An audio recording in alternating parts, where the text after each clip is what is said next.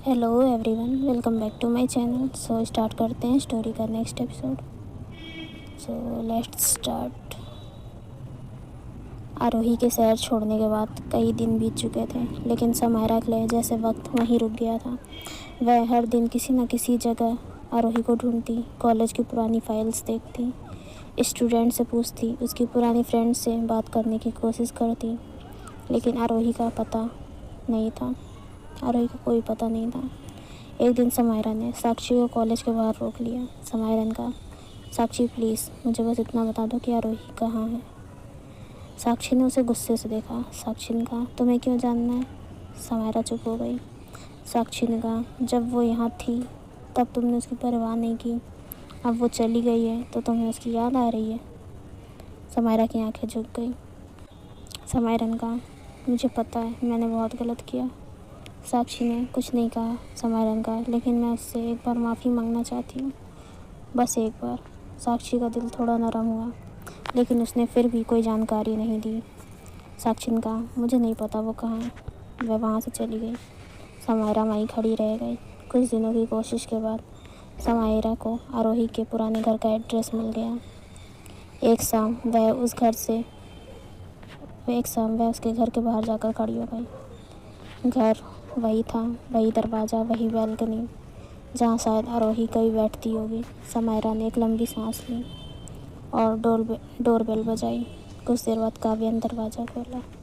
समायरा को देखकर वह हैरान रह गई। काव्या ने कहा, तुम समायरा? समायरा ने धीरे सर हिलाया। समायरा ने कहा, जी। काव्या का चेहरा तुरंत गंभीर हो गया। काव्या ने कहा, यहाँ क्यों आई हो? समायरा कुछ पल चुप रही। समायरा ने कहा, मुझे आरोही से मिलना है। काव्या की आंखों में गुस्सा आ गया। काव्या ने कहा, वो यहाँ नहीं है। समायरा ने कहा, मुझे पता है, मैं बस उसका पता। काव्या ने कहा, मैं तुम्हें कुछ नहीं बताऊंगी। समायरा ने उसकी तरफ देखा। उसकी आंखों में आंसू थे। समायरा ने कहा, प्लीज़, मैं उससे कुछ गलत नहीं करना चाहती। काव्या ने सख्त आवाज़ में कहा। काव्या ने कहा, तुम्हें उससे दूर करना चाहिए, तुम्हें उससे दूर रहना चाहिए। उसने बहुत मुश्किल से खुद को संभाला है। समायरा के पास कोई जवाब नहीं था। काव्या ने दरवाज़ा बंद कर दिया। समायरा कुछ देर वहीं खड़ी रही, फिर धीरे धीरे वापस चली गई। दूसरी तरफ एक दूसरे शहर में आरोही अपनी नई ज़िंदगी जी रही थी। सुबह कॉलेज, दोपहर में पार्ट टाइम जॉब और रात को पढ़ाई। पहले जो आरोही एक छोटी सी बात पर मुस्कुरा देती थी, अब बहुत शांत हो चुकी थी। वह लोगों की ज़रूरत भर की बात करती, किसी से जल्दी दोस्ती नहीं करती, अपने काम और पढ़ाई में खुद को व्यस्त रखती। उसकी ज़िंदगी अब एक रूटीन बन चुकी थी। सुबह अलार्म बजता, वह उठती, तैयार होती, कॉलेज जाती, फिर जॉब पर जाती, शाम को वापस कमरे में आती और रात को किताबें खोलकर बैठ जाती। कभी कभी खामोशी में पुरानी यादें लौट आती, लेकिन आरोही उन्हें खुद पर हावी नहीं होने देती। वह खुद से कहती, आरोही बोलती, अब मुझे अपने लिए जीना है। एक शाम आरोही जॉब से वापस अपने कमरे में आई। उसका फ़ोन बजा। स्क्रीन पर नाम था दी। आरोही के चेहरे पर हल्की सी मुस्कान आई। उसने कॉल उठा लिया। आरोही ने कहा, हेलो दी। काव्या ने कहा, कहाँ थी बच्चा, कितनी देर से कॉल कर रही हूँ? आरोही ने कहा, जॉब पर थी, अभी आई हूँ। काव्या ने कहा, खाना खाया? आरोही हंस पड़ी। आरोही ने कहा, दी, हाँ, आप अभी भी वही सवाल करती हो। काव्या ने कहा, क्योंकि तुम अभी भी वही बच्ची हो। कुछ देर दोनों बात करती रही। फिर काव्या की आवाज़ थोड़ी इमोशनल हो गई। काव्या ने कहा, आरोही वापस आ जाओ ना। आरोही चुप हो गई। काव्या ने कहा, मॉम तुम्हें बहुत याद करती है, डैड भी। आरोही ने धीरे से कहा। आरोही ने कहा, मुझे पता है दी। काव्या ने बोला, तो फिर वापस क्यों नहीं आती? आरोही ने खिड़की से बाहर देखा। आरोही ने कहा, अभी नहीं। काव्या ने कहा, कब? आरोही के पास कोई जवाब नहीं था। आरोही ने कहा, जब मुझे लगेगा कि मैं वापस जाने के लिए तैयार हूँ। काव्या ने गहरी सांस ली। काव्या ने कहा, ठीक है, लेकिन याद रखना, तुम्हारा घर हमेशा तुम्हारा इंतज़ार करेगा। आरोही की आंखें नम हो गई। आरोही ने कहा, लव यू दी। काव्या ने कहा, लव यू टू बच्चा। कॉल कट हो गई। आरोही कुछ देर फ़ोन को देखती रही, फिर उसने उसे साइड में रख दिया। इधर समायरा की ज़िंदगी पूरी तरह बदल चुकी थी। पहले वह दोस्तों के साथ बाहर रहती थी, पार्टीज़ करती थी, हर वक्त किसी न किसी के साथ रहती थी, लेकिन अब वह अक्सर अपने कमरे में अकेली बैठी रहती।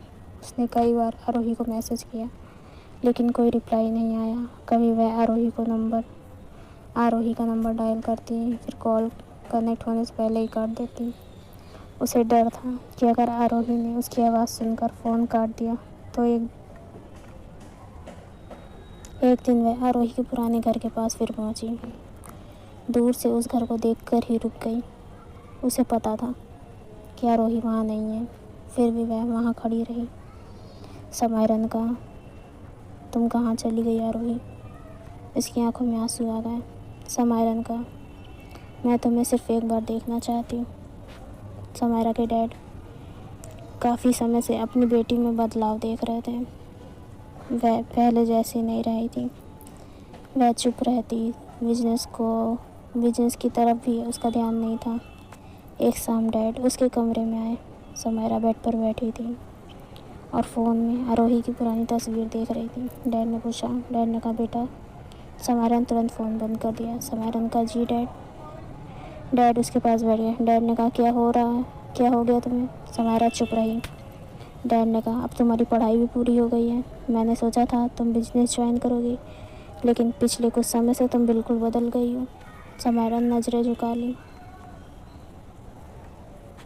डैड ने कहा, तुम पहले ऐसी नहीं थी। समायरा की आंखों में आंसू आ गए। डैड ने उसका हाथ पकड़ा। डैड ने कहा, मुझे बताओ क्या हुआ है। समायरा ने कुछ बोलने की कोशिश की, लेकिन आवाज़ नहीं निकली। डैड ने प्यार से कहा। डैड ने कहा, मैं तुम्हारा डैड हूँ, तुम मुझसे कुछ भी कह सकती हो। बस इतना सुनते ही समायरा का कंट्रोल टूट गया। वह उठी और अपने डैड को गले लगा लिया। समायरा बोली, सॉरी डैड। डैड ने उसके सिर पर हाथ रखा। डैड ने कहा, क्या हुआ बेटा? समायरा रोती रही। कुछ देर बाद उसने सारी सच्चाई बतानी शुरू कर दी। समायरा ने कहा, मैं एक लड़की से मिली थी, आरोही। डैड चुपचाप सुनते रहे। समायरा ने कहा, वो बहुत अच्छी थी, बहुत मासूम थी, उसकी आवाज़ काँपने लगी। समायरा ने कहा, मैंने उसके साथ दोस्ती की, लेकिन मेरे इरादे अच्छे नहीं थे। डैड के चेहरे पर चिंता आ गई। समायरा ने आंसू पोंछे। समायरा ने कहा, मैंने उसके भरोसे का गलत फ़ायदा उठाया, उसकी बाउंड्रीज़ की रिस्पेक्ट नहीं की। डैड ने कुछ पल बिल्कुल शांत रहे। समायरा फूट फूट कर रोने लगी। समायरा ने कहा, उसके बाद वो शहर छोड़कर चली गई। डैड ने धीरे से कहा। डैड ने कहा, और अब? समायरा ने कहा, अब मैं उसे हर जगह ढूंढ रही हूँ। वह रोते हुए बोली। समायरा ने कहा, मुझे नहीं पता वो कहाँ है। मैं उसके घर गई थी, उसकी सिस्टर से मिली, लेकिन उन्होंने कुछ नहीं बताया। डैड ने गहरी सांस ली। समायरा ने कहा, मैंने बहुत गलत किया डैड। कुछ देर कमरे में खामोशी रही। फिर डैड ने गंभीर आवाज़ में कहा। डैड ने कहा, हाँ बेटा, तुमने बहुत गलत किया है। समायरा ने सिर झुका लिया। डैड ने आगे कहा। डैड ने कहा, किसी के भरोसे के साथ खिलवाड़ करना बहुत बड़ी गलती है। समायरा की आंखों में फिर आंसू निकलने लगे। डैड ने कहा, लेकिन अगर तुम्हें सच में अपनी गलती का एहसास है, तो अब तुम्हें अपने किए की जिम्मेदारी लेनी होगी। समायरा ने डैड की तरफ देखा। समायरा ने कहा, कैसे? डैड ने उसके कंधे पर हाथ रखा। डैड ने कहा, उससे माफ़ी मांगो। समायरा चुप रही। डैड ने कहा, लेकिन याद रखना, माफ़ी मांगने का मतलब ये नहीं कि वो तुम्हें माफ़ करने के लिए मजबूर है। समायरा ने धीरे से सिर हिलाया। डैड ने कहा, अगर वो तुमसे कभी बात नहीं करना चाहती, तो तुम्हें उसके फ़ैसले की रिस्पेक्ट करनी होगी। समायरा की आंखों में दर्द था। समायरा ने कहा, मुझे बस एक चांस चाहिए डैड। डैड ने कहा, चांस मांग सकती हो, हक नहीं जता सकती। समायरा ने अपने डैड को फिर गले लगा लिया। समायरा ने कहा, मैं समझ गई। डैड ने उसके सिर पर हाथ रखा। डैड ने कहा, अब परेशान मत हो। जो हुआ उसे बदल नहीं सकते, लेकिन आगे क्या करना है वो तुम्हारे हाथ में है। अगले दिन समायरा सुबह जल्दी उठी। उसने मिरर में खुद को देखा। चेहरा पहले जैसा था, लेकिन आंखों में बहुत कुछ बदल चुका था। उसने आरोही की तस्वीर देखी। फिर धीरे से कहा, समायरा ने कहा, मैं तुम्हें वापस पाने के लिए नहीं, तुम्हारे सामने अपनी गलती स्वीकार करने के लिए तुम्हें ढूंढूंगी। उसने फ़ोन उठाया, आरोही का चैट खोला। इस बार उसने कोई मैसेज नहीं भेजा क्योंकि उसे समझ आ गया कि आरोही को स्पेस चाहिए। उसने फ़ोन रख दिया और पहली बार अपनी ज़िंदगी को सही दिशा में ले जाने का फ़ैसला किया। आरोही सुबह कॉलेज के लिए तैयार हो रही थी। उसने आईने में खुद को देखा। चेहरे पर अब पहले से ज़्यादा मैच्योरिटी थी। उसने अपना बैग उठाया, दरवाज़ा बंद किया और कॉलेज की तरफ निकल गई। रास्ते में उसने फ़ोन देखा। काव्या का मैसेज था, अपना ध्यान रखना बच्चा, जब भी मन करे वापस आ जाना। आरोही ने मैसेज पढ़कर हल्की मुस्कान दी, फिर फ़ोन अपने बैग में रख लिया। उसे नहीं पता था कि जिस अतीत से वह दूर भाग रही थी वही अतीत एक दिन फिर उसके सामने आने वाला था। और उस दिन समायरा को सिर्फ अपने प्यार का नहीं, अपने किए का भी सामना करना होगा। सच्चा पछतावा सिर्फ आंसू बहाने से नहीं होता, बल्कि अपने किए की जिम्मेदारी स्वीकार करने से होता है। सो गाइस, देखते हैं आगे क्या होता है। If you like then like share and subscribe. Till then bye bye.